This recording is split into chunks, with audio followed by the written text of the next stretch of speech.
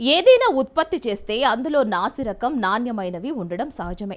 అంటే మంచివి చెడ్డవని వాటిని వర్గీకరించవచ్చు. అలాగే పాకిస్తాన్ కూడా తాను ఉత్పత్తి చేసే ఉగ్రవాదాన్ని 2 వర్గాలుగా విభజిస్తోంది. భారత్ పైకి ఉసిగొలిపే ఉగ్రవాదాన్ని మంచిదిగా, తనపై దాడులు చేసే ఉగ్రవాదులను దుష్టులుగా పేర్కొంటుంది.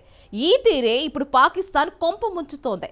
భిన్నమైన ఉగ్ర గ్రూపులు, తిరుగుబాటు గ్రూపులు ఆ దేశంపై ముప్పెట దాడి చేస్తున్నాయి. గ్రూపులు వేరైనా, లక్ష్యాలు వేరైనా వాటి ప్రధాన శత్రువు మాత్రం పాకిస్తాన్ ఆర్మీనే. పాకిస్తాన్లో ఎక్కడా ఉగ్రదాడి జరిగినా ఆర్మీనే టార్గెట్ చేస్తున్నాయి. పాకిస్తాన్లో ఉగ్రవాదానికి కారణమేంటి? పాకిస్తాన్ ఇన్నాళ్లు ఆడిన ఆటలే ఇప్పుడు తాలిబన్లు ఆడుతున్నారా? పాకిస్తాన్ ప్లాన్లు ఇప్పుడు రివర్స్ అటాక్ చేస్తున్నాయా? Watch the story. భారత్పై ఉగ్ర ప్లాన్లు బ్యాక్ ఫైర్ అవుతున్నాయా? ఉగ్రవాదాన్ని ఎందుకు పాక్ అణిచివేయడం లేదు? ఉగ్ర గ్రూపులన్నింటి టార్గెట్ పాకిస్తాన్ ఆర్మీనేనా? ఉగ్రదేశం పాకిస్తాన్లో ఇప్పుడు వేటగాడిపైనే వేట మొదలైంది. ఆ వేటగాడు ఎవరో కాదు, పాకిస్తాన్ ఆర్మీనే. ఆర్మీని వెంటాడి వేటాడుతున్నది ఉగ్రవాదులు. దశాబ్దాలుగా ఉగ్రవాదాన్ని ఇస్లామాబాద్ పెంచి ప్రోత్సహించింది. కానీ ఇప్పుడు అదే ఉగ్రవాదంతో పాకిస్తాన్ విలవిలలాడుతోంది. పాకిస్తాన్ ఆర్మీ ఉగ్రవాదుల పోరుకు అమాయక పాకిస్తానీలు మూల్యం చెల్లించుకుంటున్నారు. ఇప్పటికీ ఆ దేశ ఆర్మీ జనరల్ హాయిగా విశ్రాంతి తీసుకుంటున్నారు. వారం రోజుల క్రితం బలూచిస్తాన్లో జాఫర్ ఎక్స్ప్రెస్ ట్రైన్ హైజాక్ అయింది. సాధారణంగా భారత్లో విమానాలు, ట్రైన్లు హైజాక్ అయ్యేవి. వాటిని అడ్డు పెట్టుకుని ఉగ్రవాదులు తమ లక్ష్యాలను నెరవేర్చుకునేవారు. ఇలా ఉగ్రవాదులకు శిక్షణ ఇచ్చింది ఎవరో తెలుసా? స్వయానా ఈ పాకిస్తాన్ ఆర్మీనే. నీవు నేర్పిన విద్యయే నీరజాక్ష అనే సూక్తి పాకిస్తాన్ ఆర్మీకి అచ్చం అతికినట్టు అనిపిస్తున్నది. భారత్పై ఉగ్రవాదంతో పాకిస్తాన్ ఎలాంటి కుట్రలు, కుతంత్రాలు పన్నిందో ఇప్పుడు అదే ఎత్తుగడలను పాకిస్తాన్లోని ఉగ్ర గ్రూపులు, వేర్పాటువాదులు అమలు చేస్తున్నారు. అందులో భాగంగానే Jaffar train Balochistan liberation army BLA hijack plan అమలు చేసింది. BLA అనేది బలూచిస్తాన్ ప్రాంతానికి చెందిన వేర్పాటువాద గ్రూపు. బలూచిస్తాన్ స్వతంత్రం కోసం పోరాడుతున్న సంస్థ. నిజానికి గతంలో పాకిస్తాన్ చరిత్రలోనే ఎన్నడూ ఇలాంటి హైజాక్ జరగలేదు. అందుకే పాకిస్తాన్ మొత్తం షాకులో ఉండిపోయింది. ఈ నెల 16న బలూచిస్తాన్లో BLA మరో అటాక్ చేసింది.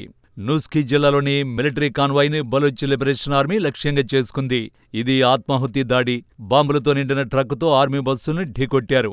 ఈ దాడిలో 2 బస్సులు తుక్కుతుక్కయ్యాయి. ఈ ఘటన చూస్తే బస్సులో ఉన్నవాళ్లు మొత్తం చనిపోయి ఉండాలి. కానీ అధికారికంగా మాత్రం 5గురు చనిపోయినట్టు పాకిస్తాన్ ప్రకటించింది. 30 మంది సైనికులు గాయాలతో బయటపడినట్టు వెల్లడించింది. నిజం చెప్పాలంటే బలూచిస్తాన్ లిబరేషన్ ఆర్మీ చేసిన సాహసోపేతమైన దాడి ఇది. BLA లక్ష్యం సైన్యం. ట్రైన్ హైజాక్, బస్సులపై అటాక్, ఈ రెండింటిని చూస్తే ఆర్మీని టార్గెట్ చేసినట్టు స్పష్టంగా తెలుస్తున్నది. అంతేకాదు ట్రైన్ హైజాక్లో సామాన్యుల్ని వదిలేసినట్టు ప్రత్యక్ష సాక్షులు చాలామందే వెల్లడించారు. BLA టార్గెట్ అమాయక ప్రజలు కాదని అర్థమైపోతున్నది. ఈ 2 దాడులను చూస్తే BLA ప్రమాదకరమైన లక్ష్యాలు ఎంచుకున్నది. అంతేకాదు ఈ దాడులకు సంబంధించిన వీడియోలను కూడా BLA రూపొందిస్తోంది. సైన్యాన్ని వెంటాడి వేటాడుతోంది. మరి ఈ చర్యలపై పాకిస్తాన్ సైన్యం ఎలా స్పందిస్తోంది? ప్రస్తుతం పాక్ మిలిటరీ షాక్లో ఉన్నట్టు కనిపిస్తోంది. స్పష్టంగా ఈ దాడుల్ని ఆర్మీ జనరల్స్ ఊహించలేదు. తాజాగా పార్లమెంటులో ఈ విషయమై చర్చించారు. ఉగ్రవాదాన్ని ఉక్కుపాదంతో అణిచివేయాలని పాకిస్తాన్ నిర్ణయించింది. నిజానికి పాకిస్తాన్ సైన్యం ఉగ్రవాదాన్ని ఏమీ చేయలేదు. కారణం, ఆ దేశంలో ఉగ్రవాద సమస్య చాలా సంక్లిష్టమైనదిగా చెప్పొచ్చు. ఎందుకిలా చెప్పాల్సి వస్తోందంటే పాకిస్తాన్లో దాడులు చేస్తున్నది ఒక గ్రూపు కాదు, చాలా గ్రూపులు ఇప్పుడు పాక్ ప్రభుత్వాన్ని టార్గెట్ చేసుకుంటున్నాయి. బలూచిస్తాన్లో BLA, ఖైబర్ పఖ్తుంఖ్వాలో Tehreek Taliban Pakistan, TTP, Islamic State Khorasan, ISK, తాలిబాన్ల వంటి భిన్నమైన గ్రూపులు పాక్పై దాడికి దిగుతున్నాయి. భిన్నమైన గ్రూపులకు విభిన్నమైన వ్యూహాలు ఉన్నాయి, భిన్నమైన సిద్ధాంతాలు ఉన్నాయి. కానీ ఆ గ్రూపులన్నింటికీ శత్రువు మాత్రం ఒక్కరే. ఆ శత్రువే పాకిస్తాన్ సైన్యం.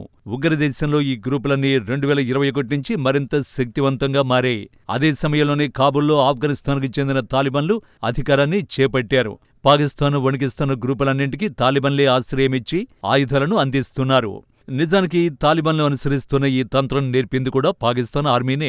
పొరుగు దేశానికి వ్యతిరేకంగా ఉగ్రవాదులను రెచ్చగొట్టి ఆ ఉగ్రముక్కలకు ఆశ్రయమిచ్చి ఆయుధాలను పాకిస్తాన్ అందిస్తోంది. దశాబ్దాలుగా భారత్పై ఉగ్రదాడులకు పాకిస్తాన్ ఉసిగొల్పుతున్నది. ఇప్పుడు అదే ప్లాన్ను తాలిబాన్లు అమలు చేస్తున్నారు. తాలిబాన్ల ప్లాన్లతో పాకిస్తాన్ విలవిల వణుకుతున్నది. ఒకసారి పాకిస్తాన్పై జరుగుతున్న ఉగ్రదాడులు చూస్తే స్పష్టంగా అర్థమైపోతుంది. ఈ దాడుల్లో 90% పాకిస్తాన్ సైన్యాన్ని లక్ష్యంగా చేసుకున్నవి ఉన్నాయి. 2021లో పాకిస్తాన్ వ్యాప్తంగా 403 ఉగ్రదాడులు నమోదయ్యాయి. 2022లో ఆ సంఖ్య పెరిగింది. దేశవ్యాప్తంగా 512 ఉగ్రదాడులు జరిగాయి. 2023లో 789 సార్లు పాకిస్తాన్పై ఉగ్రవాదులు దాడులకు దిగారు. ఇక 2024లో ఈ సంఖ్య మరీ భారీగా పెరిగిపోయింది. గత ఏడాది ఏకంగా 1116 ఉగ్రదాడులు జరిగాయి. ఈ సంఖ్యలను చూస్తుంటే ఒక విషయంపై మాత్రం క్లారిటీ వస్తుంది. పాకిస్తాన్ ఒక పెద్ద భద్రతా సంక్షోభాన్ని ఎదుర్కొంటోంది. గత 10 ఏళ్లలో తీవ్రమైన హింసను ఎదుర్కొంటోంది. కానీ ఈ ఉగ్రదాడులకు ఇస్లామాబాద్ పొరుగు దేశాలను నిందిస్తున్నది. ఆఫ్ఘనిస్తాన్ భారతే కారణమంటూ ఆరోపణలు గుప్పిస్తున్నది. బలూచిస్తాన్లో ఏం జరిగినా అది బిఎల్ఏ దాడులేనని పాకిస్తాన్ ఆర్మీ తెలిపింది. అయితే బలూచ్లకు తూర్పు సరిహద్దులో ఉన్న పొరుగు దేశమే మద్దతునిస్తోన్నట్టు ఆర్మీ ఆరోపించింది. తూర్పు సరిహద్దు పొరుగు దేశమంటే భారతే. ఇక ఉగ్రవాదులు రెచ్చిపోవడానికి మరో కారణం ఆఫ్ఘనిస్తాన్గా పాక్ ఆర్మీ తెలిపింది. అయితే ఉగ్రవాదానికి వ్యతిరేకంగా పాకిస్తాన్ 2014లోనే ఓ యాక్షన్ ప్లాన్ రూపొందించింది. దాన్నే ఎన్ఏపీ అంటారు. ఎన్ఏపీ అంటే నేషనల్ యాక్షన్ ప్లాన్. ఉగ్రవాదాన్ని అడ్డుకోవడానికి రూపొందించిన ఒక ప్లాన్ ఇది. ఈ ప్లాన్ ప్రకారం పాకిస్తాన్లో సంస్కరణలు తీసుకురావాలి, అభివృద్ధి కార్యక్రమాలు చేపట్టాలి, సైనికేతర చర్యలతో ఉగ్రవాదాన్ని అణిచివేయాలి. కానీ ప్లాన్ అమలు కాలేదు. ఎందుకంటే పాకిస్తాన్ను 3 సమస్యలు వేధిస్తున్నాయి. పాకిస్తాన్ను ఇబ్బంది పెడుతున్న మొదటి సమస్య ఉగ్రవాదం అణిచివేతకు ప్రపంచం మద్దతునివ్వలేదు.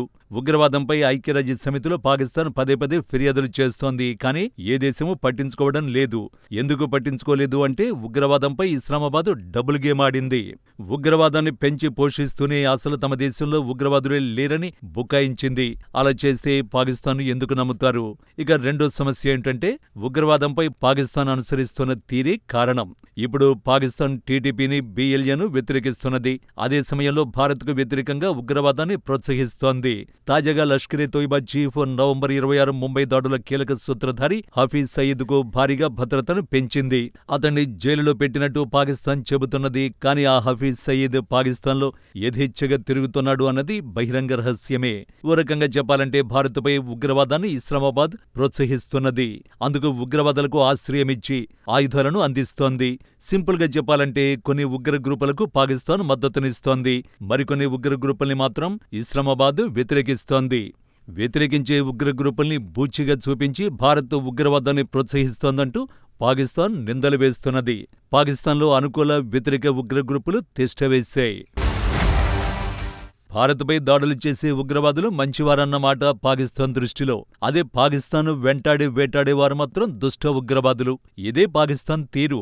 ఈ తీరు మారనంతకాలం పాకిస్తాన్ ఉగ్రవాదంతో తల్లడిల్లడం ఖాయం. దీన్ని ఎవరూ మార్చలేరు. ఇక పాకిస్తాన్ వేధిస్తున్న మూడో సమస్య ఆర్థిక వ్యవస్థ. ఆ దేశం పూర్తిగా ఆర్థిక సంక్షోభంలో కూరుకుపోయింది. పాకిస్తాన్ ఉగ్రవాద నిరోధక ప్లాన్ ఉంది కదా.